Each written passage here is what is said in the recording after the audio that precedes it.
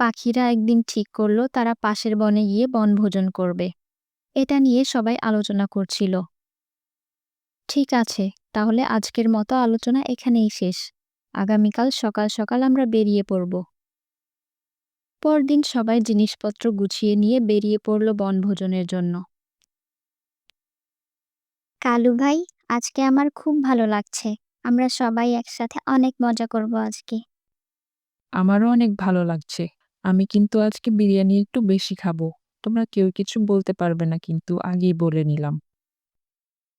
ঠিক আছে, ঠিক আছে। যার যত ইচ্ছে খাবে আজকে। কোনো বাধা দেওয়া হবে না।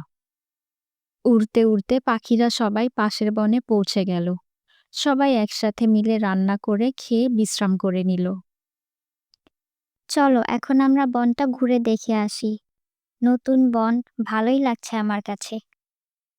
হ্যাঁ, হ্যাঁ, চলো যাই, ঘুরে আসি। বনে ঘুরতে ঘুরতে কখন যে রাত হয়ে গেছে ওরা বুঝতেই পারেনি। রাত হয়ে গেল যে। আমরা এখন কিভাবে বাসায় ফিরবো? এখানে বা কিভাবে রাত কাটাবো? আমার তো খুব ভয় করছে। এখন আমাদের কি হবে? ভয় পেও না তোমরা, সবাই একটু শান্ত হও। ওই যে দেখো, একটা গুহা দেখা যাচ্ছে। চলো ওখানেই রাত কাটিয়ে দেই আজকে। হ্যাঁ, হ্যাঁ, চলো তাই করি। গুহার ভেতর ঢুকে ওরা কিছু একটা পায়ের ছাপ দেখতে পেল, কিন্তু গুহায় কেউ ছিল না। এগুলো কিসের ছাপ? দেখে তো মনে হচ্ছে ভয়ঙ্কর কোনো প্রাণীর পায়ের ছাপ। হুম, আমারও তাই মনে হচ্ছে। ভয় করছে আমারও। কিন্তু আমাদের সাহস হারালে চলবে না। আজকের রাতটা যে কোনোভাবে কাটিয়ে দিতে হবে। ভোর হলেই আমরা চলে যাব। এখন চলো একটু ঘুমিয়ে নেই। পাখিরা সবাই ঘুমিয়ে পড়ল।